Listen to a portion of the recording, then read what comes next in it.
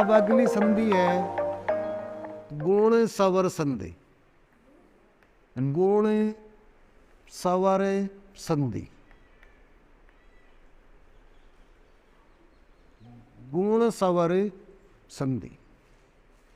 इसमें तीन बातें ध्यान रखनी है आपको। एक पहली बात, ए या आ के बाद, ए या आ के बाद ई या ई आए तो ए बनता है, अर्थात किसी वर्ण व्यंजन पर एक मात्रा। दूसरा, ए या आ के बाद ऊ या ऊ आए तो ओ का निर्माण होता है, अर्थात किसी व्यंजन पर ऊपर एक मात्रा डंडे सहित। तीसरा, ए या आ के बाद री आए तो यहां बनता आपका अर। अर में ध्यान रखना, रे हल युक्त है, यानी कि रे आधा है। ये आपकी गुण सवर संधि है। गुण सवर संधि में तीन बातें होंगी। ए या आ के बाद ई या ई आए तो क्या बनेगा? ए। ए या आ के बाद ऊ या ऊ आए तो क्या बनेगा? ओ। और ए या आ के बाद री आए तो क्या बनेगा? अर। अब यदि आप इसे विस्तृत लिखना चाहें तो ऐसे लिख सकते हैं कि यदि ए या आ के बाद ई या ई आए तो ए बनता है। वो कौन सी संधि होती है? गुण सवर संधि होती है। यदि ए या आ के बाद ऊ या ऊ आए तो ओ का निर्माण होता है।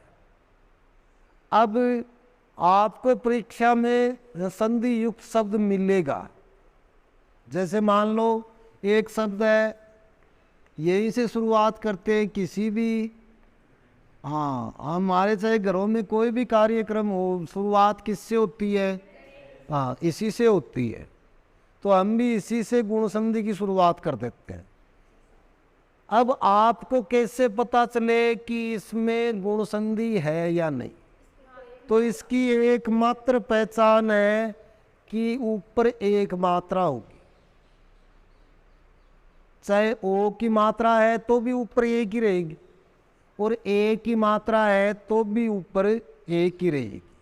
अब यहां देखो संधि विच्छेद करने का तरीका, जो स्टेप हमने निर्धारित किए वो ही करेंगे। जैसे मान लो ये प्लस का निशान, यानी सबसे पहले हमारा काम क्या है? प्लस का निशान लिखना। फिर क्या करना है? दूसरा शब्द लिखना। तो ये से, ऐसा से जहां भी हो तो हम क्या वो लिखते हैं? इस। अब इसका मतलब है कि ये मात्रा टूटी है। ये मात्रा टूटी है तो ये देखो हमारे नियम में ई या ई दूसरे मतलब प्लस के निशान के बाद है, तो यहां क्या आना चाहिए? ए या आ। तो या तो आना चाहिए गण या आना चाहिए गणा। हम जानते हैं गणा कोई शब्द नहीं होता है, शब्द क्या होता है? गण। अब ये देखो, यदि आपको संदेह होता है कि हमने जो संधि विच्छेद किया वो सही है या नहीं है, तो इसको मतलब पुनः इसकी संधि करके देख लो। यहाँ किसकी मात्रा है? ए की। यहाँ क्या है? ई।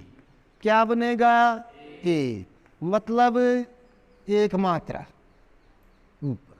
अब अगला स्टेप हमारा क्या होता है कि प्रथम शब्द की अंतिम मात्रा में बदलाव। और इस मात्रा में क्या बदलाव करेंगे? ये मात्रा लेके आएंगे। ये मात्रा लेके आएंगे तो ये आ गई। इस स्वर को क्या करेंगे? हटा देंगे और से लिख देंगे, और शब्द क्या बन गया? गणेश। तो ये तो एक ही मात्रा थी। अब ओ की मात्रा देखेंगे तो देखो, जैसे एक शब्द है पुरुषोत्तम,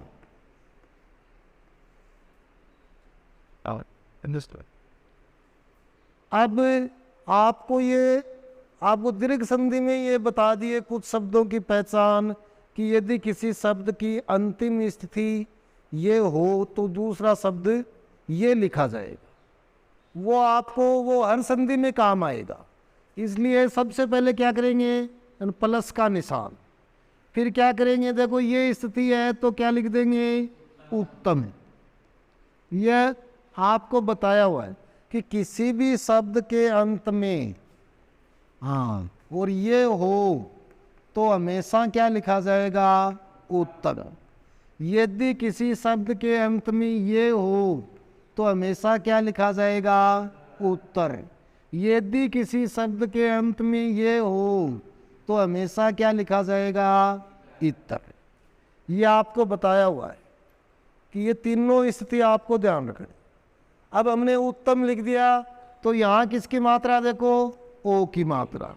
ओ की मात्रा टूट रही है और टूट रही है तो अब यहाँ ऊ आया तो यहाँ क्या आना चाहिए, ए या आ।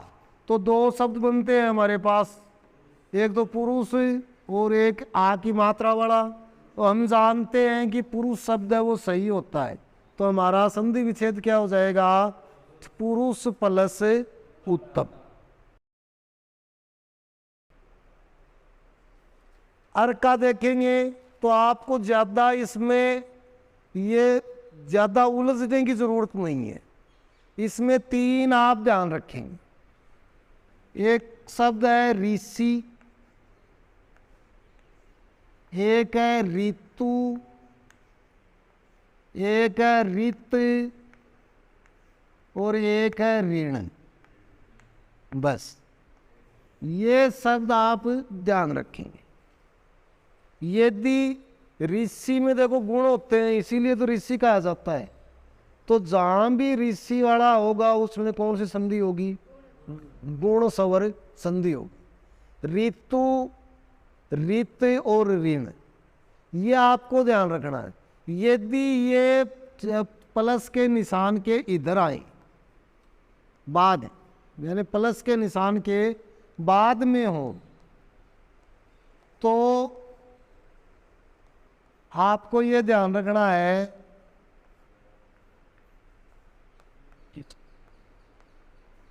कि ये री है ये किस में बदल जाएगी, रे में बदलेगी। और रे में किस में, आधे रे में। और आधे रे में बदलेगी तो आधा रे कहाँ रहता है, अपने से आगे वाले के ऊपर। तो ये री रे में बदलेगा, रे में बदलेगा तो कहाँ जाएगा, इसके ऊपर। यानी स्थिति होगी ये भी क्या होगी, ये क्या होगी, ये, और ये क्या होगी, ये। अब देखो हमारा नियम क्या कहता है, अर होगा, यानी कि इससे पहले ए की मात्रा ही होगी, आ की मात्रा नहीं होगी। यहां जो भी शब्द होगा, जैसे मान लो एक शब्द है यानी ब्रह्मा प्लस ऋषि। अब हमें क्या करना पड़ेगा, इसको तो बदल दिया हमने, इसको क्या करेंगे, ए की मात्रा रखेंगे। और ए की मात्रा रखेंगे तो यहां क्या लिख देंगे, बस हमें यही तो लिखना है, यानी ब्रह्मस्य। ऐसे इन शब्दों में होगा, यानी यहां जो भी शब्द है उसकी मात्रा को हम ए में बदलेंगे। ए की मात्रा है तो बहुत अच्छी बात है, और यदि नहीं है तो किस में बदल देंगे, ए में। री को किस में बदल देंगे, रे में। रे भी आधा, आधा रे हमेशा अपने से आगे वाले के ऊपर चला जाता है। ये आपको ध्यान रखना है। ये तीन नियम है, तीनों गुण संधि में लागू होते हैं। ऊपर एक मात्रा, और ऋषि, ऋतु, ऋत और ऋण यदि प्लस के निशान के बाद हो तो कौन सी संधि मानी जाएगी? गुण संधि मानी जाएगी। यह आपको ध्यान रखना। अब आप दो शब्दों को जोड़ोगे, दो शब्द जोड़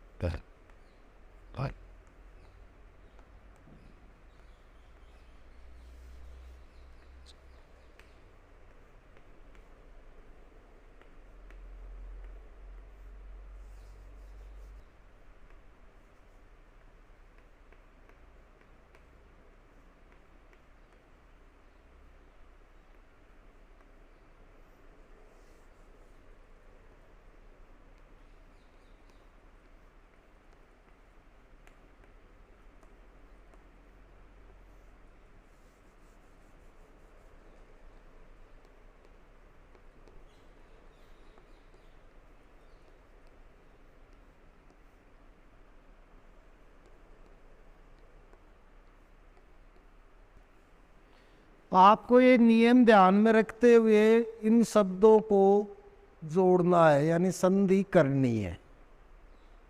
स्टेप आपको बताए हुए हैं, पुनः ध्यान रखो। सबसे पहले नजर कहाँ जानी चाहिए? प्लस के निशान पर। उसके तुरंत बाद इस स्वर पर। यहाँ क्या मात्रा है? इस पर। दोनों के मिलने से क्या बनेगा उसका निर्धारण करना। फिर प्रथम शब्द की अंतिम मात्रा में बदलाव करना। जो भी बनता है वो मात्रा इस यहाँ लगाएंगे, इस स्वर को हटाना और फिर शब्द लिखना। अब देखो,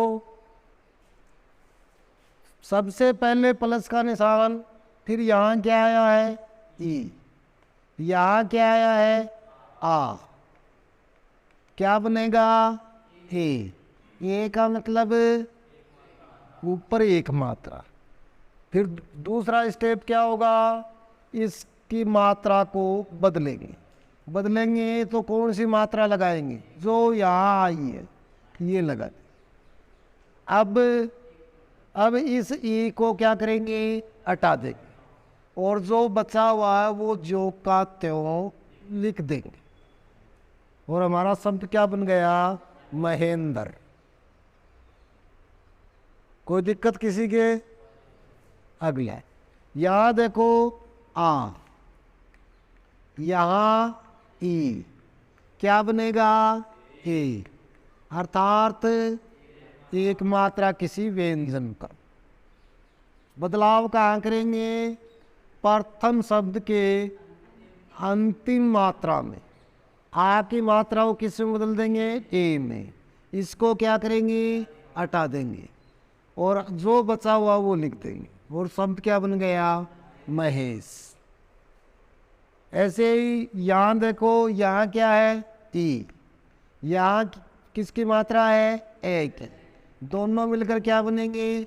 ए का मतलब व्यंजन के ऊपर एक मात्रा। बदलाव कौन सी मात्रा में होगा? प्रथम शब्द की अंतिम मात्रा में। ए की मात्रा को किस में बदल देंगे? ए की मात्रा में। इस ई को क्या करेंगे? हटा देंगे। ये आता न और दे के नीचे रह, जो का त्यों लिख दिया जाए और शब्द क्या बन गया? नरेंद्र। अब यहाँ देखो, ई, ये प्लस का निशान। यहाँ किसकी मात्रा है? ए की। ए और ई मिलकर क्या बनेंगे? ए का मतलब एक मात्रा। प्रथम शब्द की अंतिम मात्रा में क्या होगा? बदलाव। ए की मात्रा किस में बदली जाएगी? ए में। ये बदल गई। इस ई को क्या करेंगे, हटा देंगे, और ये आपका सहज जो का त्यों। इसके बाद ये देखो ई, ये किसकी मात्रा है, आ की। दोनों को जोड़ने पर क्या बनेगा, ए, मतलब व्यंजन पर एक मात्रा। प्रथम शब्द की अंतिम मात्रा में बदलाव, आ की मात्रा को किस में बदलेंगे, ए में। फिर क्या करेंगे, इस ई को हटा देंगे, जो बचा हुआ है वो जो का त्यों लिख दिया जाएगा, और ये क्या हो गया, महेश्वर। ऐसे ही ये देखो ई, या किसकी मात्रा है, ई की। अब गड़बड़ हो गई, इतने हमने उदाहरण किए, यहाँ ए या आ की मात्रा आ रही है, तो कोई दिक्कत नहीं, हम ये पढ़ चुके हैं कि इधर ई हो और इधर ई की मात्रा हो तो क्या बनेगा, ई का मतलब बड़ी मात्रा। इसमें क्या करेंगे, मात्रा में बदलाव, लेकिन पहले से ही बड़ी है, चलो कोई नहीं, इस ई को क्या करेंगे, हटा देंगे, और ये क्या हो जाएगा, से। किस संधि का उदाहरण हो गया, दीर्घ संधि का उदाहरण। जरूरी नहीं है कि आप गुण संधि पढ़ रहे हैं तो सारे गुण संधि के उदाहरण ही मिलेंगे। हाँ, क्रॉस करने की जरूरत नहीं है, क्योंकि पढ़ चुके हैं पहले। हाँ, यदि नहीं पढ़ी है तो क्रॉस कर दो, लेकिन पहले जो पढ़ चुके हैं महीस, आप पढ़ चुके हैं, संधि विच्छेद कर चुके हैं। फिर अगला देखो, ये ऊ, यहां क्या है, आ, क्या बनेगा, ओ, मतलब डंडे सहित एक मात्रा।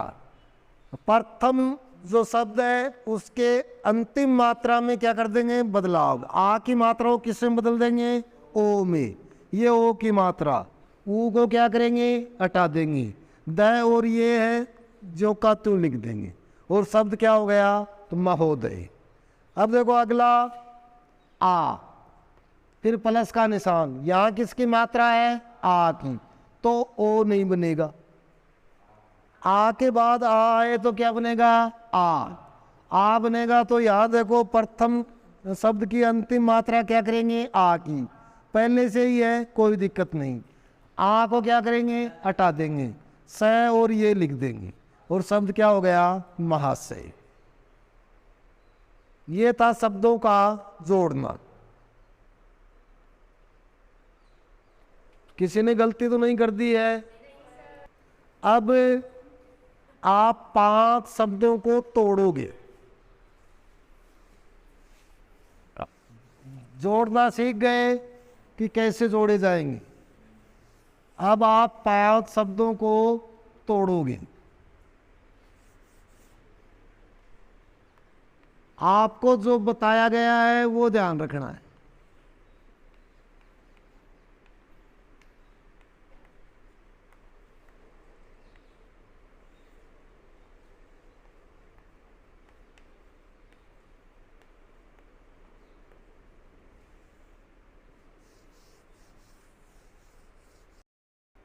बहुत ही महत्वपूर्ण, 500 उदाहरण बहुत महत्वपूर्ण है। परीक्षा में यदि अच्छे लेवल की परीक्षा है और उसमें गुण संधि का उदाहरण पूछा जाता है तो इनमें से एक उदाहरण आपको जरूर मिलेगा। अब आपको करना क्या है, एक बार फिर बता दूं। सबसे पहले आप क्या करेंगे, जो भी शब्द है उसके अंतिम स्थिति पर नजर डालेंगे, क्या स्थिति है अंतिम। और ये स्थितियां आपको बहुत बार बताए जा चुके हैं। यदि ये स है तो दूसरा शब्द क्या लिखा जाएगा, ईस। तो सबसे पहले हमें यही करना होता है, अंतिम स्थिति पर नजर डालो, फिर प्लस का निशान, फिर दूसरा शब्द क्या करो, पहले लिखो। ये लिख दिया ईस। अब हमें ये ध्यान में रखना है, ई आया है और ए की मात्रा है। क्या आया है, ई, और मात्रा किसकी है, ए की। तो अब देखेंगे कि इधर क्या आना चाहिए, ए या आ, जो भी आपको उचित लगता हो। हाँ, वो कै में मात्रा सहित ए उचित लगता तो ए लिख देंगे, आ उचित लगता है तो आ लिख देंगे। बस इतना ही है, आप आगे करें। इसी तो संधि, इसीलिए तो संधि को हिंदी कहते हैं। इसमें सारी बातें हैं, आप पर्यायवाची शब्द भी सीख रहे हैं, विलोम शब्द भी सीख रहे हैं, तो वाक्यांश के लिए एकल शब्द भी सीख रहे हैं, स्त्रीलिंग पुल्लिंग भी सीख रहे हैं, उपसर्ग प्रत्यय भी सीख रहे हैं, और शब्द शुद्धि भी सीख रहे हैं। यानी कि ये शब्द शुद्धिकरण में भी बहुत बार पूछे जाते हैं। इतरेतर और उत्तरोत्तर ये तो पूछते ही रहते हैं। अब इतरेतर में दो तय दे देंगे कि शुद्ध है या नहीं है, और दो तय लगा के दे देंगे। उत्तरोत्तर में दो तय नहीं देंगे, ऐसे दे देंगे। तो ये देखो, ये सही आया है, क्या करेंगे इस। अब हमें ए या आ की मात्रा चाहिए यहाँ, तो एक शब्द तो बनता है राक और एक बनता है राका। तो शब्द राका होता है, राक नहीं होता है। राका चांदनी रात को कहते हैं, यानी पूर्णिमा की जो रात है या चांदनी रात है उसे राका कहा जाता है। और चांदनी रात का जो ईस है, हाँ, वो चंद्रमा होता है।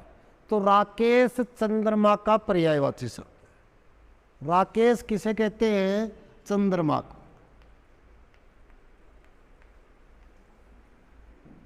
और राका किसे कहते हैं? चांदनी रात को। रात के बहुत सारे प्रकार होते हैं। चांदनी रात राका कहलाती है, तारों भरी रात तो विबावरी कहलाती। हाँ, ये ध्यान रखना, तारों भरी रात को क्या कहते हैं? तो विबाव। ऐसे ही अंधेरी रात, बिल्कुल अंधेरी, यानी अमावस्या की रात, उसे तमिश्रा कहते हैं। क्या कहते हैं? तमिश्रा। ऐसे ही अर्धरात्रि, हाँ, आधी रात। आपने किया कि लड़ाई हो जा सर, बोलो ताक तान आधी रात के नाग खाओ, सांप खाओ। हाँ, कहीं था, मतलब दिन में खाओ तो इलाज हो जाए, आधी रात के खाओ तो कौन संभाले। तो उसमें अर्धरात्रि को ध्यान रखना। क्या कहते हैं? बहुत बार पूछा जाता है, परीक्षाओं में पूछते ही रहते हैं। निशीत, ये रात्रि के प्रकार आपको ध्यान रखने। चांदनी रात। अब एक परीक्षा में ये पूछा गया था कि धवल रात को क्या कहते हैं?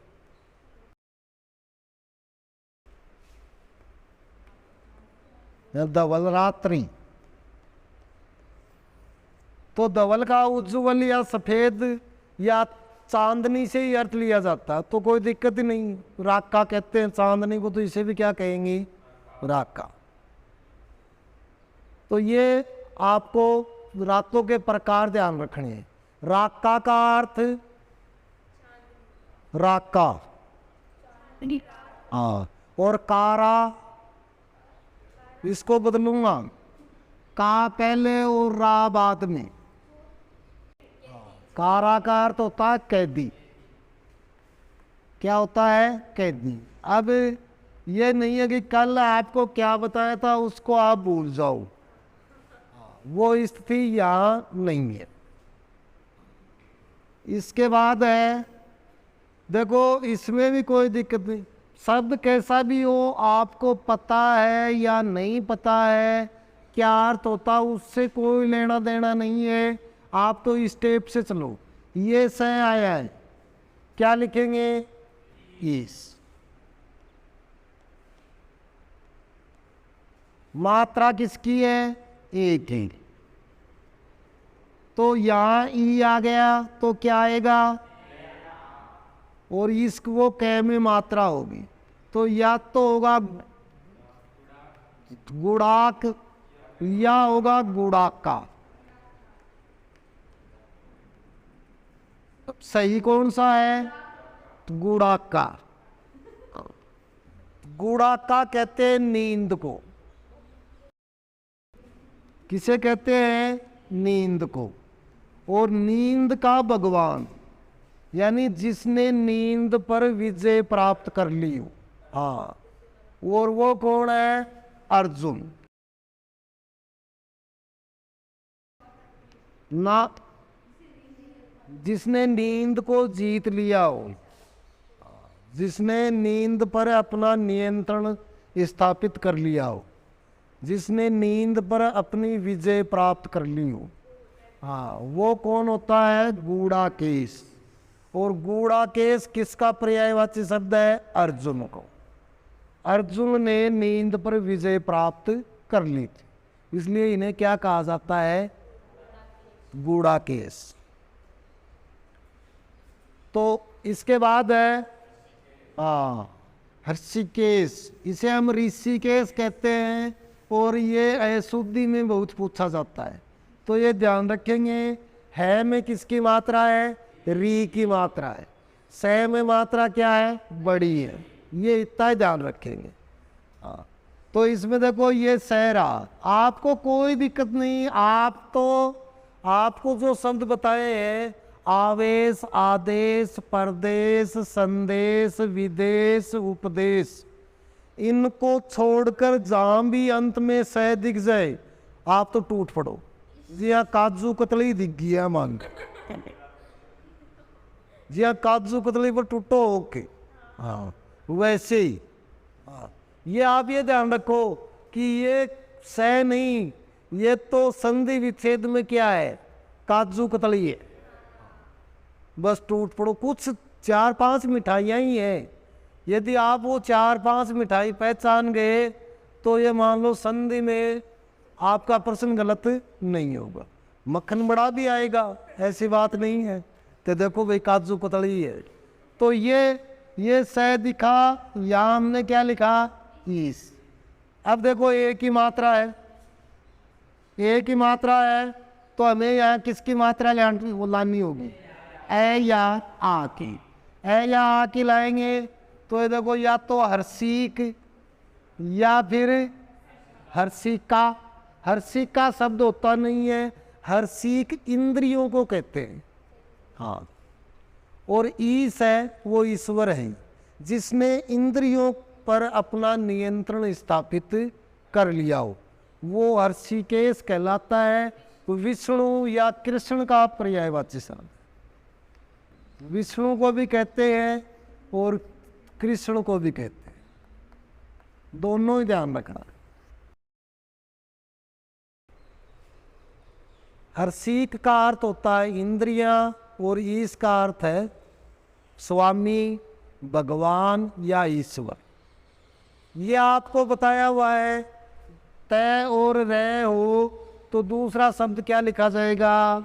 ईथर। तो ये लिख दिया आपका ईथर।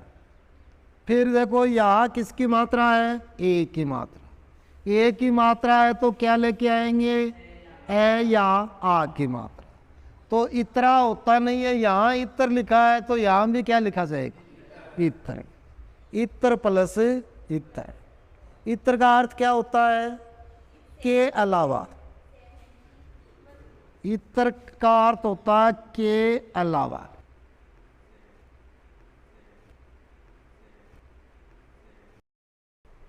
उसके बाद हाँ, इसमें ये ध्यान रखना है, एक आपका वो इतर है, हाँ, जो आप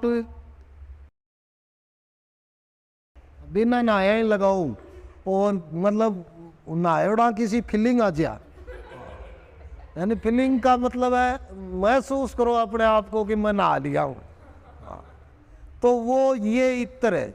और इसका अर्थ होता है कोई भी सुगंधित पदार्थ,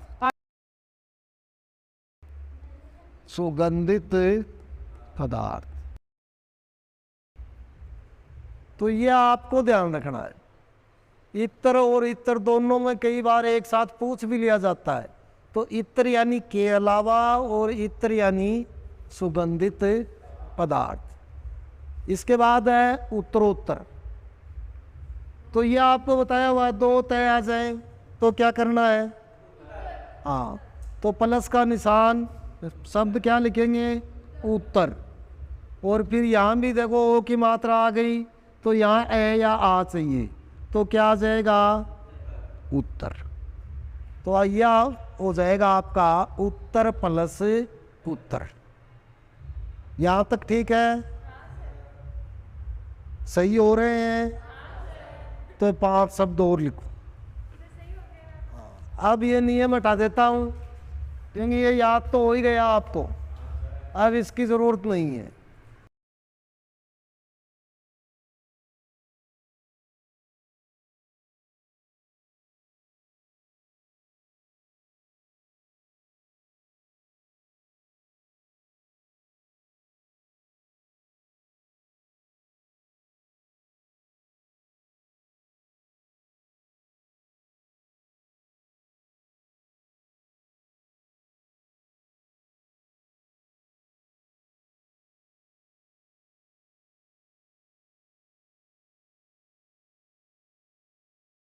अन्योक्ति, अतिशयोक्ति, नरोत्तम, विवाहेतर, लोकोत्तर और लोकोक्ति, इनका संधि विच्छेद करना।